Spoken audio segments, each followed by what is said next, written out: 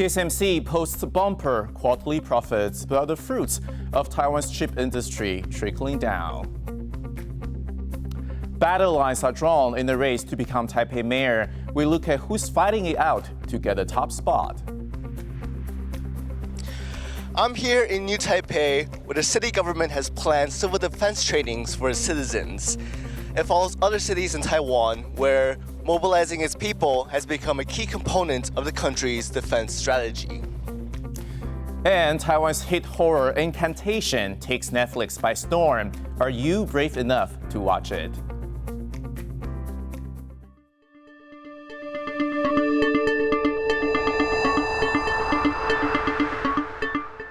A warm welcome to TaiwanPlus News. I'm Ethan Liu.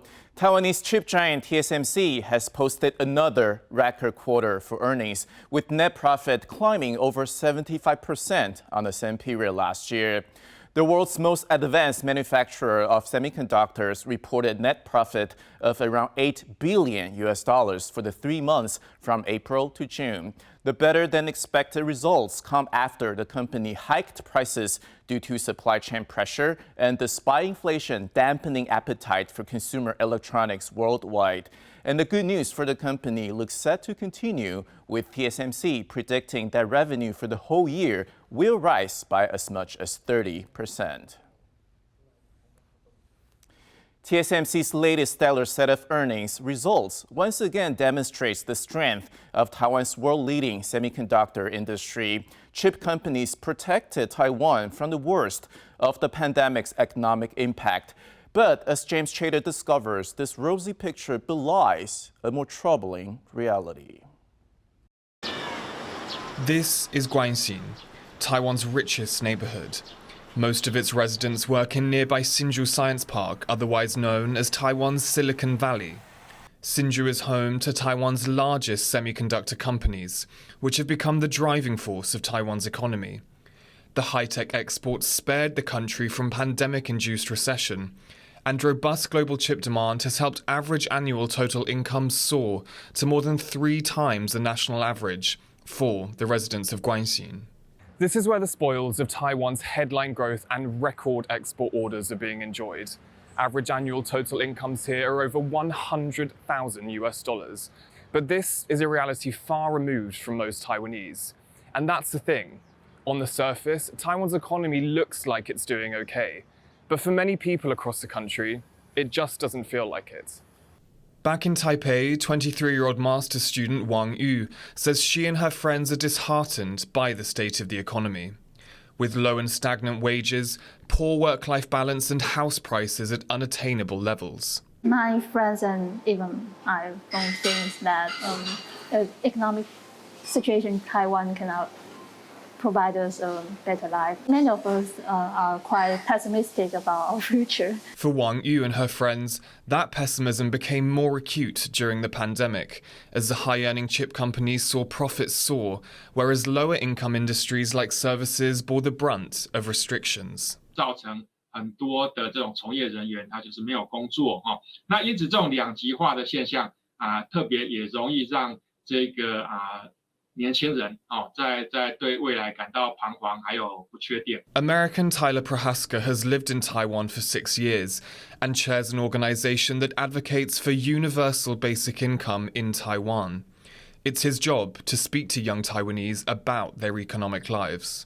Poverty is not the issue in Taiwan. It is an issue, but it's not the issue. For most people, it's that they are stagnant. Their life is not really moving or progressing. There are some that say Taiwan's comparatively strong economic growth over the past 2 years marks a turning point for this problem. Do you think that growth is trickling down to everyday Taiwanese people? I mean, it's just not. I mean, if you look at median wages, they're still stagnant. A lot of these folks are doing really well, but it's just not trickling down to average people because most people are just in a job that the wage hasn't really moved in 20 years. And we've all kind of accepted that. Both Wang Yu and Tyler say successive Taiwanese governments have not addressed this feeling of economic malaise. 台湾的政治情况非常的复杂，就是人民不愿意去有蓝绿议题上的争执。至于人们是会对于这种事情避而不谈。政治人物他们做的够不够？他们其实是会提，但是只是空头支票而已。 If I see one more, Instagram banner celebrating the GDP, I'm going to lose it because they know better. Nobody's feeling that. You can look at the polls, most people don't feel that GDP increase. TaiwanPlus reached out to Taiwan's Economy Ministry and National Development Council for comment on this story, but has not yet received a response. For now, young people like Wang Yu feel stuck, unable to get ahead despite what the headlines say. Chris Marr and James Chater for TaiwanPlus. Taiwan, like much of the world, is grappling with the cost of living crisis. Consumer prices rose by a record 3.6% in June, but not all communities are feeling the strain of the spiraling prices in the same way. Rick Lauer reports from the village of Xuhai in the southern county of Pingdong. Mrs. Hong watches over the community garden in Xuhai, a village that's home to a few hundred people in a remote part of Taiwan's east coast. She says the vegetable patch has become a valuable resource for older villagers. 现在菜很贵，我们就可以补贴一点来煮给老人吃啊，这样子啊。 Many of the residents here work in the nearby towns and cities during the week. Others rely on farming, fishing, or tourism for their income. But they've all been struggling to make ends meet. Taiwan is often described as having a north-south divide. Salaries in the big cities and tech hubs in the north are higher compared to rural communities like this one in the south. The recent jump in consumer prices, particularly food, has hit villages like this one especially hard. 80-year-old retired bus driver Pan Chou-sheng was born in Xuhai. He says he's never seen prices this high, particularly eggs, pork and rice, and he's had to make changes to cope. 若要得煮饭吼，咱来米介贵，芳米即马我都无甲煮好打呢，我都甲煮糜。 Taiwan's government has blamed rising prices on global factors, such as the impact of the pandemic and the Ukraine war on supply chains. Officials maintain Taiwan's economy is strong because of stable growth in exports. Obviously, this growth did not, distributed evenly. So if you are the people who related some strong sectors like semiconductors or high-tech industry and manufacturing exporting area sectors, then the income growth is quite good actually. But if you are the ordinary people in the remote rural areas, then yes, you did not feel the economic growth as much as the people in the city. Consumers all over Taiwan are feeling the pinch. But in this small village, miles away from the high salaries in the country's metropolises, residents are finding their own ways to get by. Damon Lin and Rick Lowert for TaiwanPlus. South Korea's central bank has raised its benchmark policy interest rate by 50 basis points to 2.25%, aiming to curb the country's highest inflation in over 2 decades. It's the 6th time Seoul has raised the benchmark rate since August last year. The decision is expected to help ease pressure on the weakening Korean won, which has plummeted more than 9% against the US dollar this year. South Korea is far from the only economy to tighten monetary policy, with countries across the world hiking rates in response to inflation.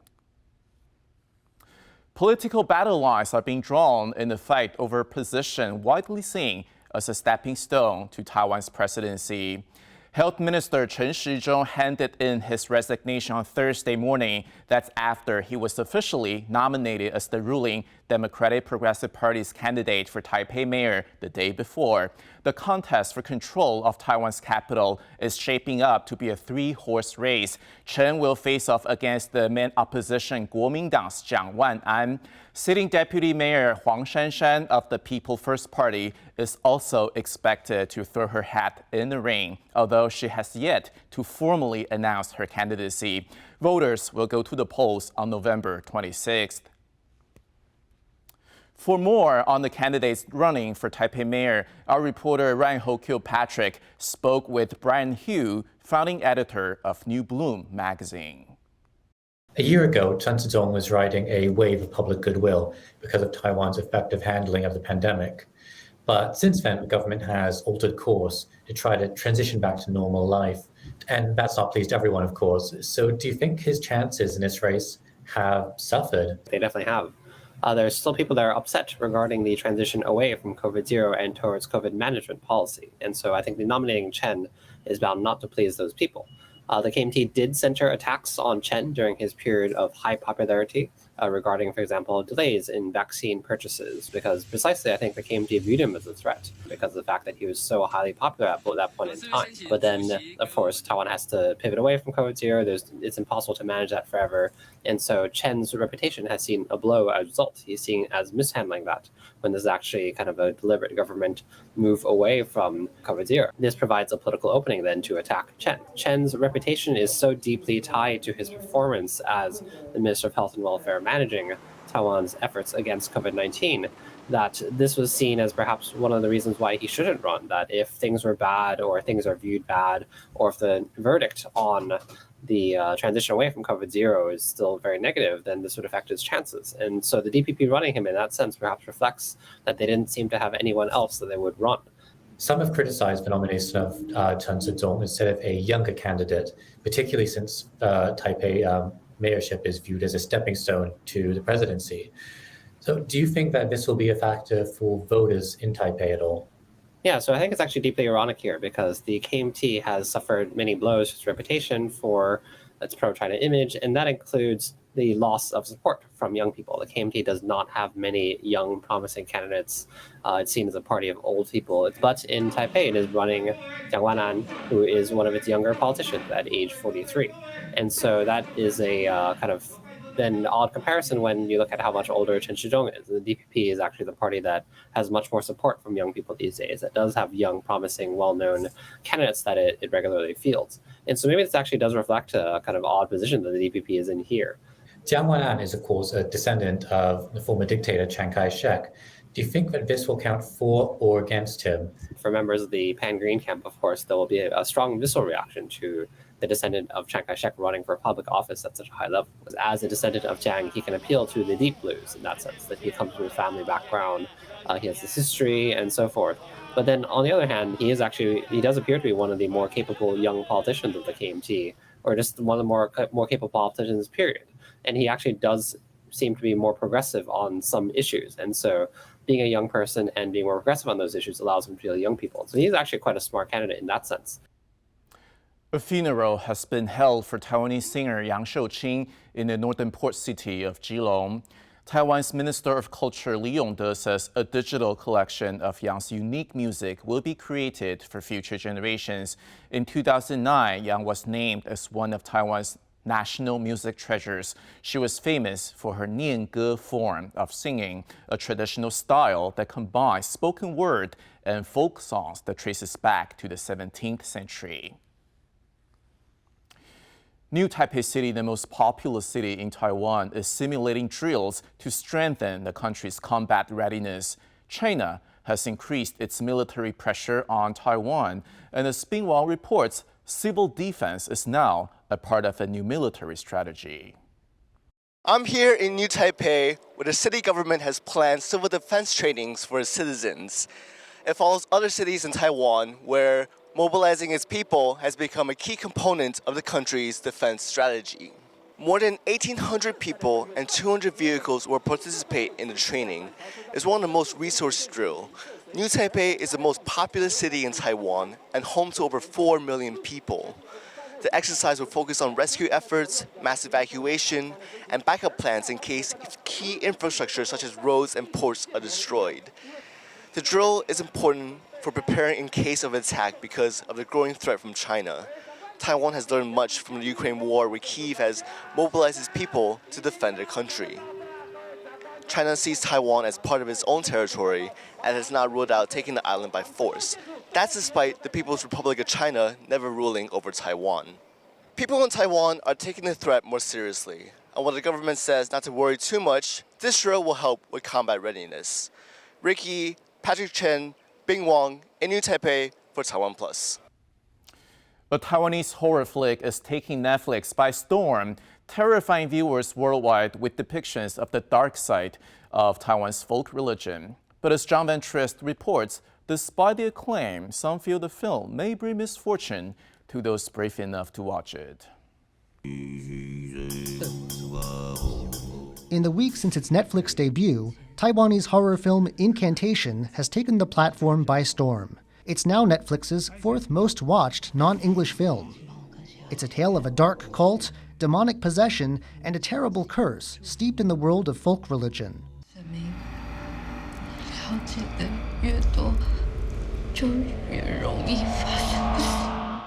The film was inspired by a case from 2005 in which the members of a Taiwan family each came to believe the others were possessed, resulting in the death of one of the daughters. The film became a box office hit in Taiwan after its release in March. Now it has horror fans the world over abuzz. Some on YouTube even like to mimic the ritual gestures used by the cult at the center of the plot. The film's director is delighted. 我自己觉得这是对一个拍片的创作者最好的反馈了，就是可以看到这么多人在做你创作出来的东西，然后去模仿它。But in China, where many of Taiwan's folk beliefs originate, the film has left some viewers uneasy. One reviewer said he felt unlucky and not scared after watching it. He's not alone in thinking the curse in the film might be real, and viewers are warned to watch it at their own risk. Alex Chen and John Van Trieste for TaiwanPlus. Coming up, the last supermoon of 2022 lights up the skies above Taiwan and across the world.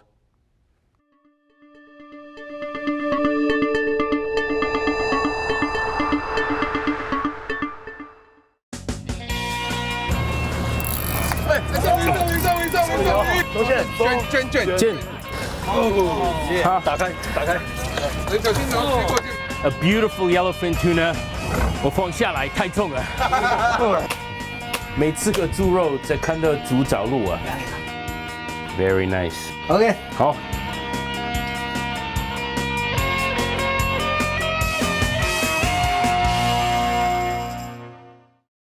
In a changing world, when voices are being silenced, TaiwanPlus is listening.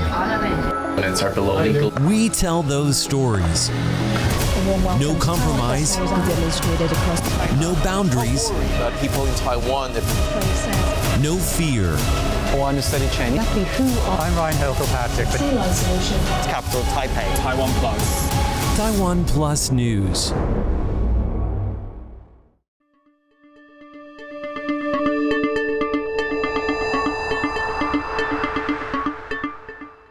Welcome back. You're watching TaiwanPlus News. I'm Ethan Liu. Now let's get a roundup of some of the international stories making the headlines. 2 Chinese defense attaches were reportedly removed from the Pacific Islands meeting in Fiji, where the U.S. Vice President gave a virtual address. British newspaper The Guardian reported that the 2 men were sitting in the media section as Kamala Harris spoke. Police escorted the men from the room after they were identified as officials from the Chinese embassy in Fiji. Harris pledged to increase American engagement in the region. This is seen as a response to China vying for more influence among Pacific Island nations. Neither the U.S. nor China are members of the 17-nation Pacific Islands Forum. Sri Lanka's Prime Minister has declared a nationwide curfew and instructed the country's military to restore order as chaos and anarchy took over the capital. මේ නිසා අද ඇතුනේ තත්ත්වයේදී ආරක්ෂා අංශය මට උපදෙස් දුන්නා හදිසි නීතිය ක්‍රියාත්මක කරන්න කියලා ඇඳිරි නීතිය ක්‍රියාත්මක කරන්නට කියලා. ඒ අනුව මම දැන් ඇඳිරි නීතියත් හදිසි නීතියත් දෙකම ක්‍රියාත්මක කරගෙන යනවා. මේ ෆැසිස්වාදී තර්ජනය අපි නැති කරන්න ඕනේ.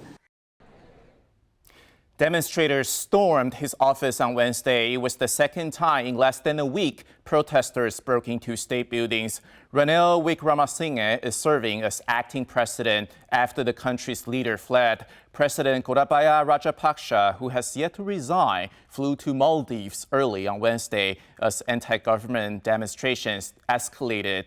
The protests were prompted by Sri Lanka's worst economic crisis in decades. The unrest came to a head last weekend when hundreds of thousands took over key government buildings in the capital, Colombo. Hong Kong has jailed a 66-year-old democracy activist known as Grandma Wong for unlawful assembly. It is the second jailing of the democracy activists in the city in recent days. Alexandra Wong Fong Yo has been sentenced to 8 months in jail for taking part in the city's 2019 democracy protests. During the unrest, she could often be seen waving a British flag, a nod to Hong Kong's status as a British colony before its 1997 handover to China. Wong's sentencing comes 1 day after the jailing of 75-year-old Koo Sit-yo under colonial-era sedition law. In Japan, the former bosses of the company which ran the Fukushima nuclear power plant have been ordered to pay $94 billion in damages. It is the first ruling that holds former executives from Tokyo Electric Power Company liable for the fallout of the wrecked nuclear plant. In 2011, a magnitude 9.0 earthquake and tsunami destroyed the cooling systems at the facility, causing 3 reactors to melt down. The court ruled the 4 executives charged could have prevented the disaster if they had paid more attention to available scientific data. If you thought that the moon looked brighter and larger last night, you weren't imagining it. The moon was at its closest point to the Earth for the year. As Eric Gao reports, people across the world were treated to a spectacular show of the supermoon. Lighting up the skies of Taiwan, a supermoon. The celestial body appeared especially large Wednesday night as it was the closest to the Earth all year at 357,000 kilometers. Even to the naked eye, it's noticeably larger and brighter than the average full moon. Many people stopped to enjoy the celestial phenomena. 你觉得怎么样？就蛮大蛮远的我觉得这样比较有那种效果啦，拨云见日的效果。觉得它非常漂亮，对，因为跟我们一般时候看到不太一样。It was an experience shared around the world. Skywatchers recorded beautiful images of the moon against New York's impressive skyline. Across the Atlantic in Italy, many were treated to the lunar show with a backdrop of the country's ancient architecture. The rising moon over the ocean illuminated the islands of Greece. And off the coast of Africa, a lunar spectacle over the Canary Islands. For anyone who missed the supermoon, this was the last one of the year. The next won't be until August 2023. But for those who ventured out to look at the skies across countries and continents, it was a moment to reflect and remember that we are all under the same sky. Bill Kong and Eric Gao for TaiwanPlus. And our reporter Stash Butler spoke to astronomer Alex Tiche to understand more about the supermoon phenomenon. First off, what is a supermoon and why do they appear? So our moon, orbits the Earth, of course. You might know that the orbit of the moon is not perfectly circular. Instead, it's what we call an elliptical orbit, meaning that sometimes the moon is closer to the Earth and sometimes it's farther than the Earth. So basically, a supermoon is just a full moon that happens at the same time that the moon is closest to the Earth. So because it's closer, we see it just a little bit bigger in the sky. It's really not that much bigger. There's about a 14% difference in size from when it's farthest away from the Earth to when it's closest to the Earth. And supermoon is not something that astronomers really think about very much. It's actually a term coined by astrologers. But especially these days with all this science news and people, writing these articles, trying to get people excited about what's going on in the sky. They say, oh, there's a supermoon coming up, so make sure you go out and look at it. And how often do we get to enjoy these supermoons? Yeah, they actually are very common. We get 3 or 4 of them per year. It's just the way that it's, sometimes the moon's closer, sometimes it's farther away. If it just happens to line up, then we can call it a supermoon. There's actually something on the other end of the spectrum called a micromoon. That's the full moon that occurs when the moon is farthest away. We call these terms perigee and apogee, meaning closest to the Earth and farthest from the Earth. So it's very common. You see these articles written all the time like, oh man, supermoon, like it's this big hyped up thing, but it's actually, it's not particularly rare. But I mean, there are really exciting things that happen in the sky. Lunar eclipses, much more rarely can people see solar eclipses, but you might be able to see meteor showers. There's all kinds of things that astronomers would like people to go up, hey, take a look, or Venus is up there right now, or Jupiter's up there, Mars. There's cool stuff that's not necessarily rare, but is nevertheless really kind of interesting to the casual observer. I love moons. It's a big part of what I do. So I never get tired of looking at the full moon or really any phase of the moon. It's all very exciting to me. But the supermoon thing, it comes up obviously quite often. We had a supermoon in June. We had a supermoon in May. And so I do worry a little bit that people kind of hear that this is a big thing that they've got to go out and see, and then it's ends up being a little bit of a letdown. We don't want to let people down by overhyping things that are not necessarily that uncommon. Thanks for watching TaiwanPlus News. I'm Ethan Liu. Finally, we leave you with images of this rainbow river in Colombia, also known as the River of the Gods. For more stories from Taiwan and around the world, please download the TaiwanPlus app. Stay safe, and I'll see you next time.